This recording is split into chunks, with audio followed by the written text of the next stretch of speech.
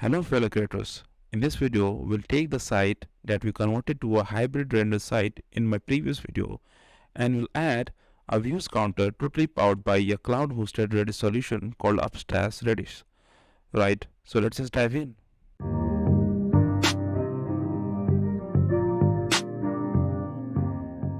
Server-side mode, we have more amazing possibilities available at our disposal, right?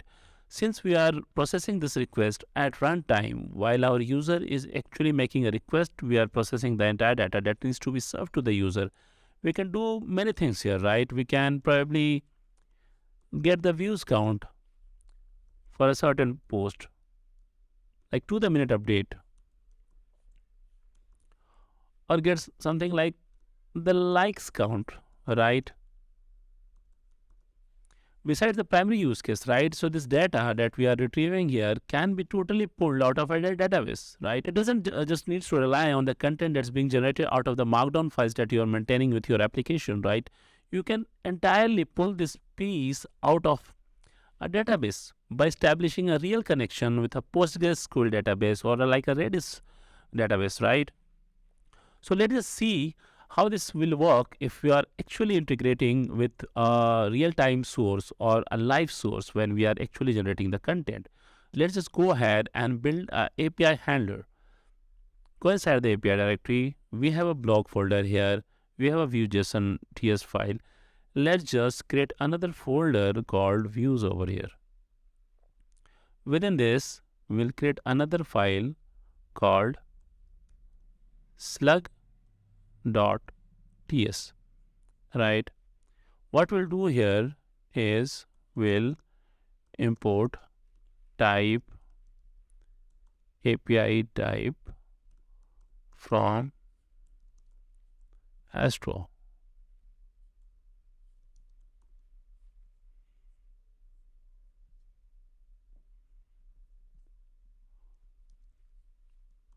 API route from Astro.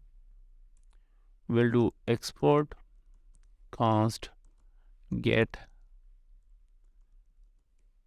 API route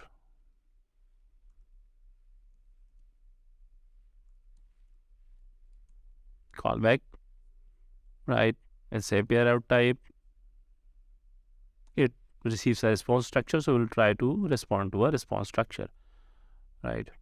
Here we can have the request and the params,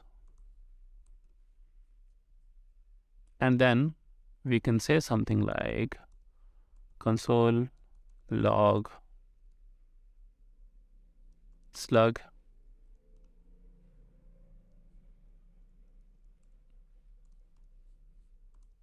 params slug, and then eventually return the body, which could be a JSON stringified form because response only takes a string. And then within this, we can say something like views. Let's just set a counter over here. Count equal to 0 plus plus count.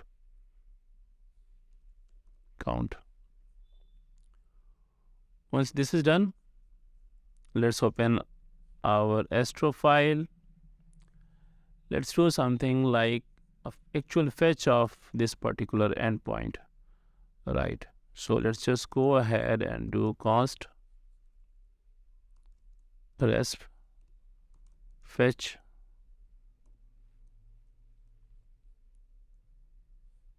and then take this URL,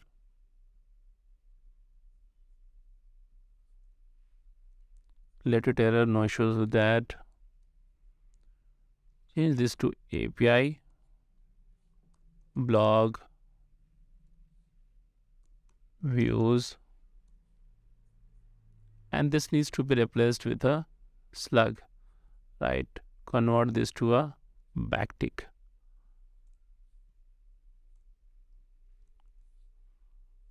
Slug is already available to us, right? And at this moment,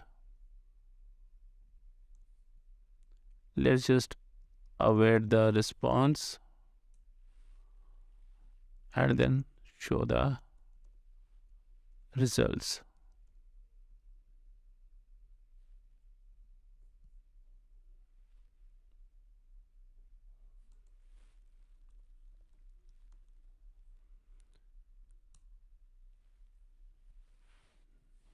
Let's just go ahead and build a API handler. Go inside the API directory. We have a blog folder here. We have a Vue.json TS file. Let's just create another folder called views over here. Within this, we'll create another file called slug.ts, right? What we'll do here is we'll import type API type from Astro.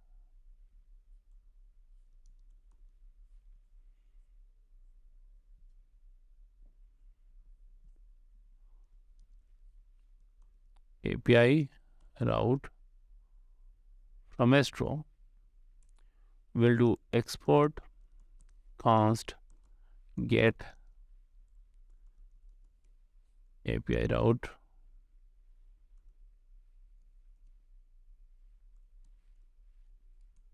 callback, right? It's API route type.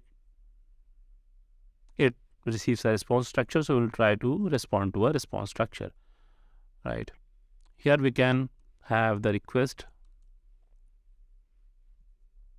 and the params, and then we can say something like console log slug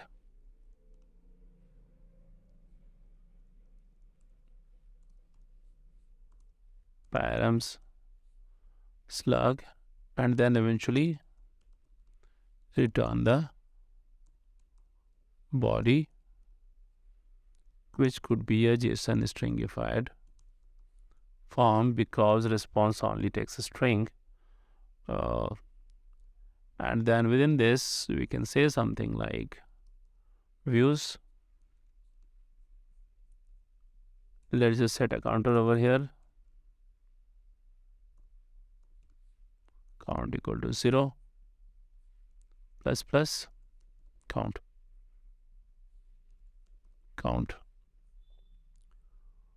Once this is done, let's open our Astro file.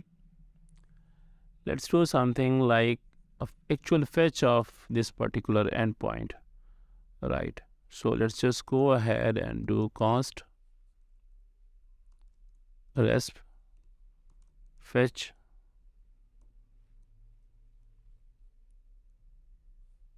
and then take this URL,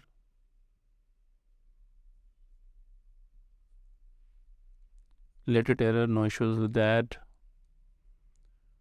Change this to API blog views, and this needs to be replaced with a slug, right? Convert this to a backtick.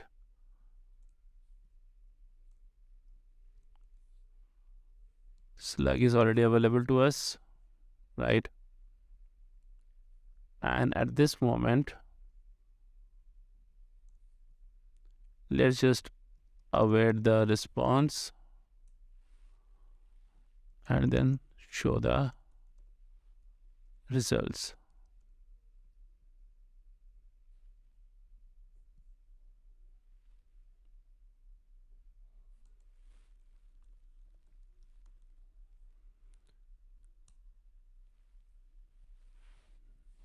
Interested in the data at this point, so let's just go ahead and use the data, right?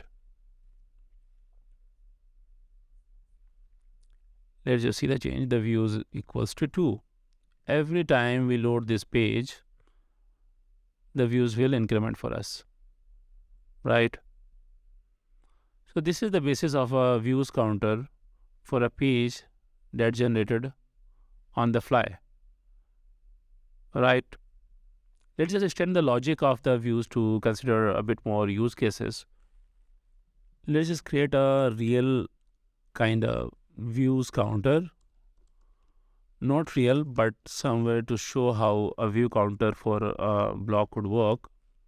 We'll create a map, new map, and this map will have the slug as its keys and actual views as number, right? Once this is done, let's go ahead and create a method get views by slug. It will take the slug as a string and it will eventually return the count, right? So let's just tell this that it's eventually gonna return a number. So let's go ahead and code this up. We'll check if the slug is available. We'll return a result. If it's not available, we'll return another result. It could be 0 at this point. If the slug is available, we need to check if this blog page was visited before, and the way we can do this is we can check if view has an entry with this particular slug. If there is an entry, we'll do something. If there isn't an entry, we'll do something else, right? Once we are here, what we can do now is we can just set the value slug. Okay, slug is the key here. We'll do a views get. We'll get this slug's previous value and we'll add a 1 to it, right? Let's just consider that this is always available. Similarly, for the other scenario, we'll just set this to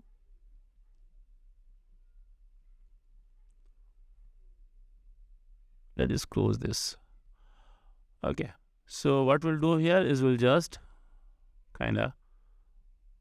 we're either setting it as 1 for the first time or we are setting it to an increment of the previous value, and then eventually we can just send this off to the requesting person, right? So if the slug is available, it's checking if the views has the slug property. If the slug is available, it's retrieving its previous value and incrementing it. If it's not available, it's setting the value as 1. And then finally, it's returning the value, right? So the views count is now 1, right? Every time we visit this page, we can see the views incrementing, right? Go back to a previous page, open it, the views is 1, 2, 3. Go back to another page, the views is 1, right? So at any point of time, this is working like our local key value store, which is able to track all of the blogs uniquely, as well as the stats that we'd like to maintain, like say a views count or a likes count, right?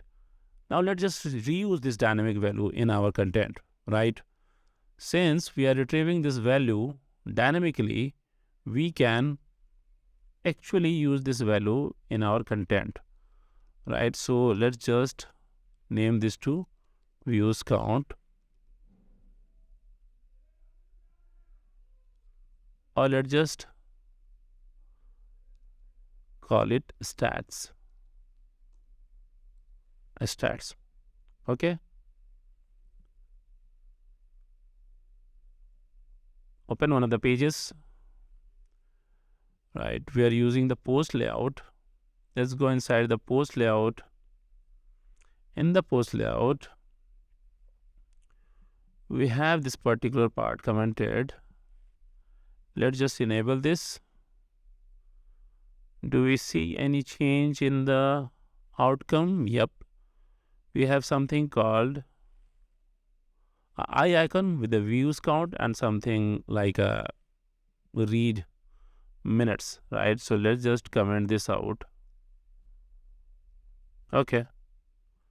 Let me just push you to another line and then comment you, right? So now we have a static representation of the reads, which is like 232 views. We can just replace this with something else. So in the props, we can accept stats, and stats are currently like views, right? And views are number, right? So now we have stats also available here. We can open our component inside the layout. Stats are available here, and then replace the particular value here, right? So just replace this with stats views, right? Save this. Let's just see if it's available within the layout component. Do a console log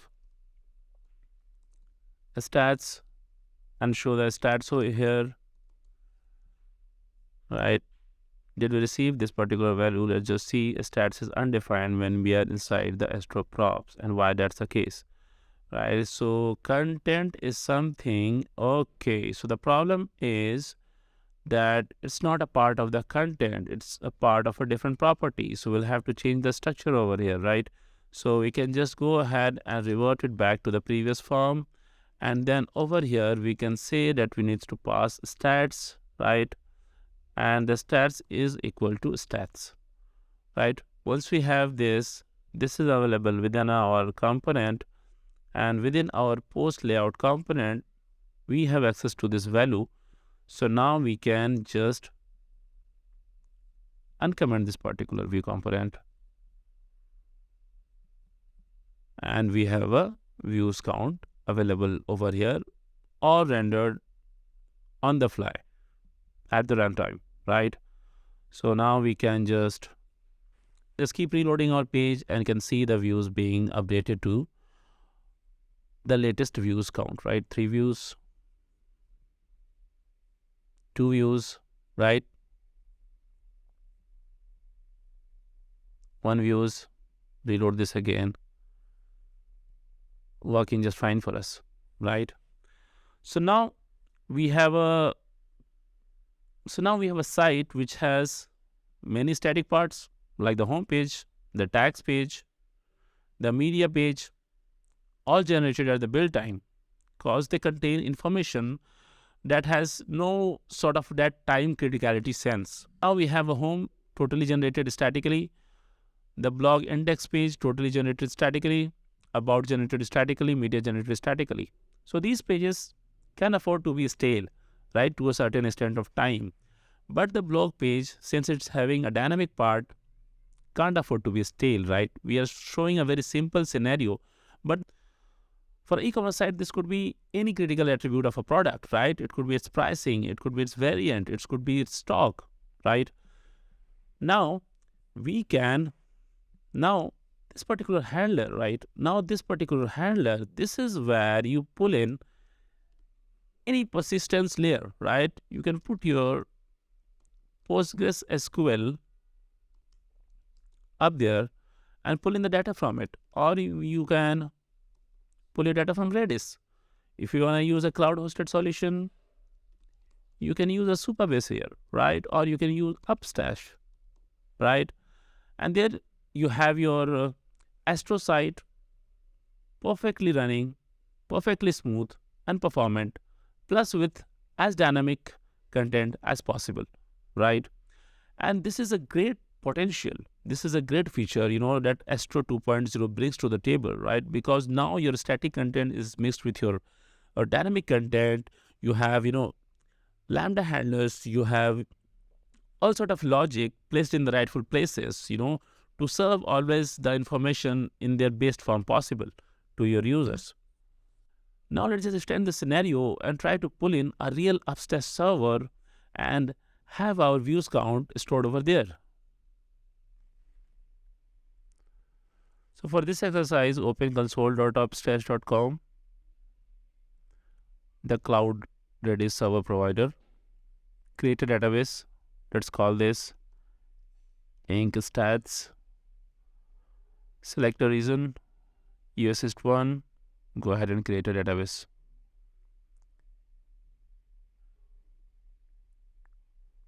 Once this is created for you, what you can do now is you can capture all of these details in a note, or you can just copy this particular URL,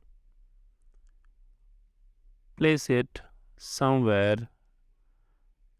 Let's just place it inside that function itself at this point, right? Come back, see the Node.js version, right? It relies on a library called Redis, which is the Redis client for this particular service, which comes with support for multiple Redis server. We need to connect to Upstash, right? So we'll have to install this particular library. We'll have to give the connection string to this particular library, and then we can call the set and the get methods. So once you are on this page, you can capture the connection string or the details as we have placed it in the code. We can just start with that, right? You can either use this Redis, right, which is an npm library, Redis, or the default Redis client to connect to the server, right? We'll install Redis. Let's just go ahead and install Redis at this point. Yarn add Redis. This isn't a development dependency. This is a runtime dependency, right? So you don't need to add this as a dev dependency.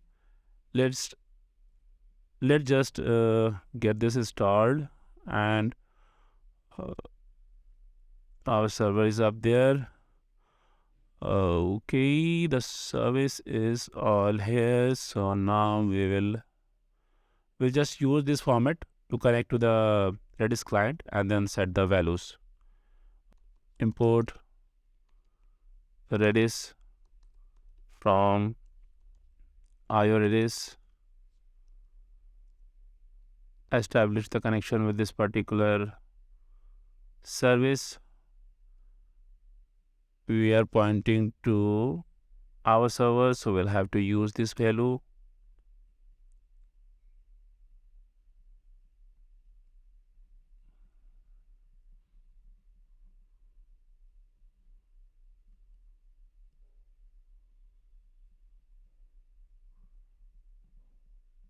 We'll have to use this value. The client is all established now at this point, and here what we will do is let's just client dot set slug 1. See the Redis method. We'll have to await this.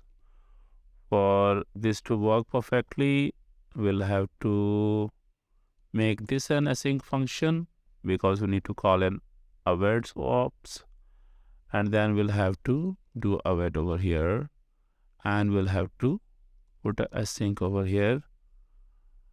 Once this is done, what we can do now is similarly we can just put the value here, do a get, right? Cost previous count client dot get slug await client get slug. Previous count is available here. We will just use this previous count value to set the new value, right? We are setting it in the wrong place. Let's just change this to this, right? And here what we can do is we can just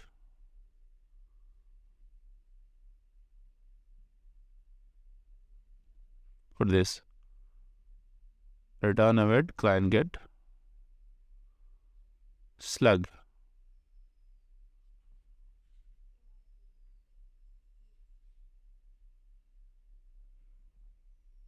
Let's just run this. We are seeing a lot of errors, but let's just run this and see the outcome. Okay, let's just open our server on the side and run this.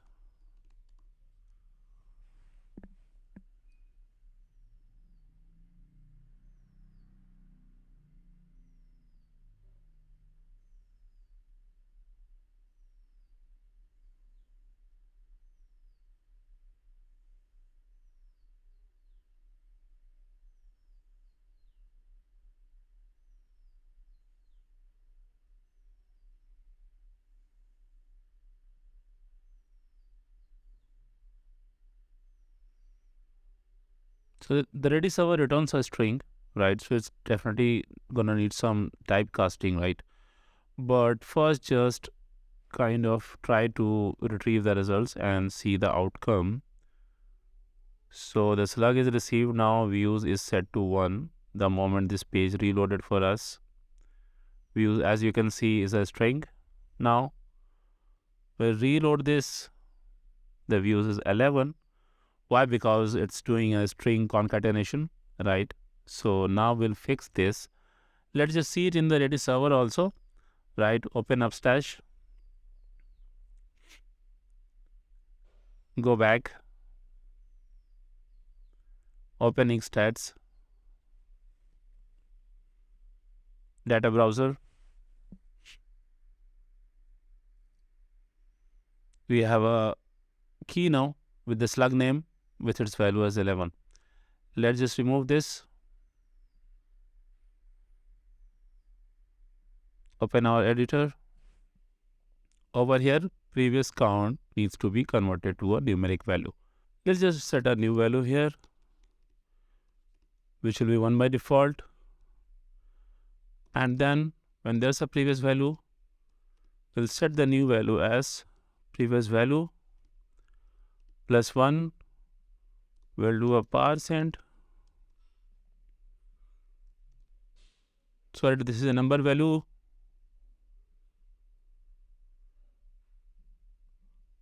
This is done, right? New value is 1 already. And we won't make a second call when we are returning this particular value, right? Let's just return the new value. Cool. And we'll just use this new value to set the blocks stat value over here. So now we have a function perfectly calling the Redis client to set the slug values correctly, right? Eventually we are returning a numeric value as available over here. The return type of an ASCII function method must be the global type. Promise type didn't mean to write promise number. Yep, we meant only that. Promise number, right? This is done. No, I don't need an auto completion of the tag here. VS Code, my friend. Just save this. Oh, you buggy extension.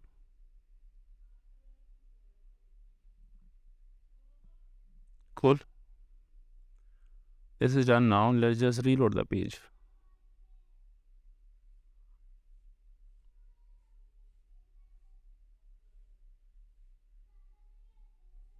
One views.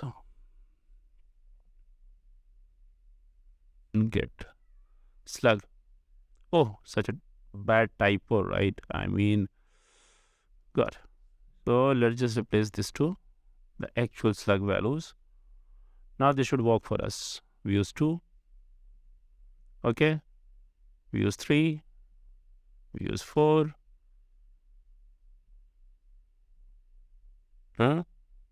Views 4. Let's just open another blog. 1 views.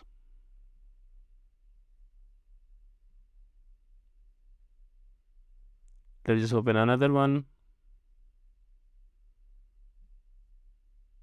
Right. 1 views. Open this again.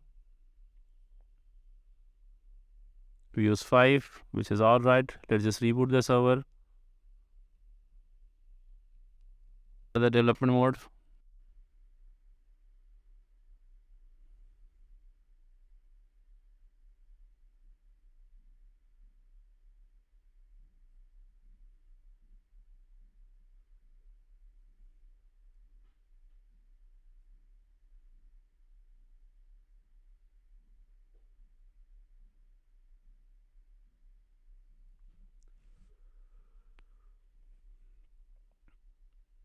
So the views is perfectly incremented to 6 views now. Everything persisted just right. Now let's just see the Redis database also. Reload this.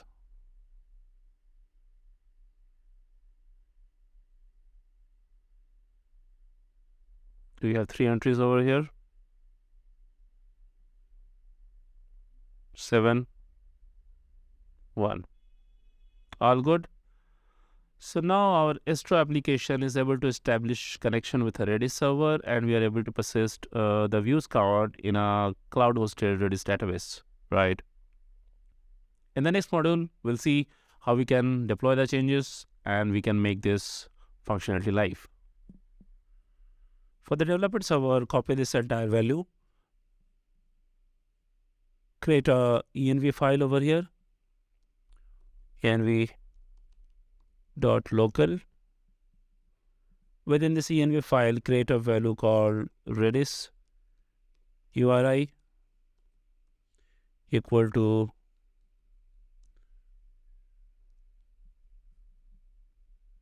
this entire value.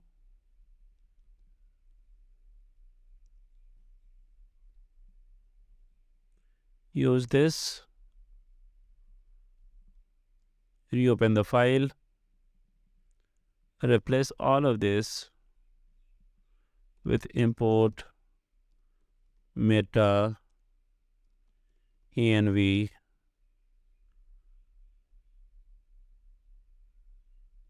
Redis URI.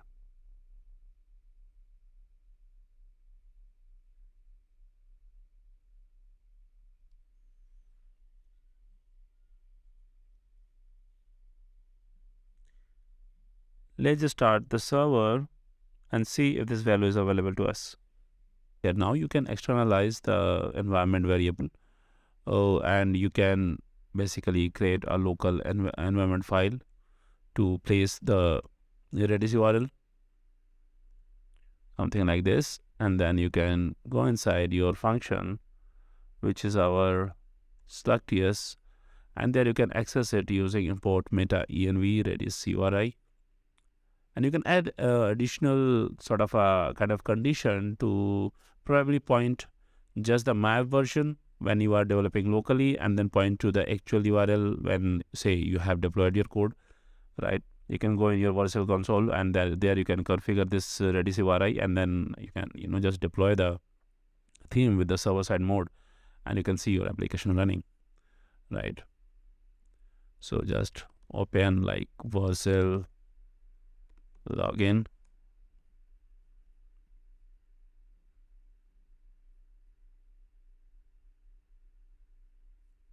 open this particular site, right? Change the settings, environment variables.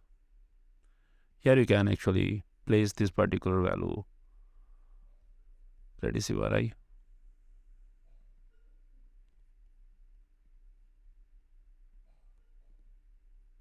Then you can use the value that's available inside the environment file, this entire connection string.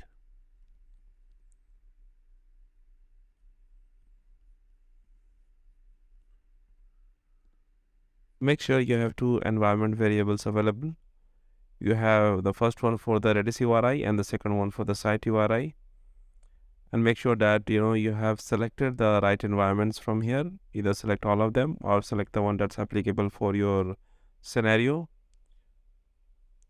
Go back in the general, make sure that the right command and the right branch and the right Node.js version is selected for you, like 16.1 X is something that works with most of the current modern build scripts and all. So this should be your branch, right? Once you have this available, just go ahead, start your deployment.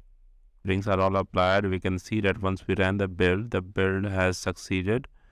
We can see the static pages being rendered, right? We have pages generated for the index page, blocks index page, tags, and everything.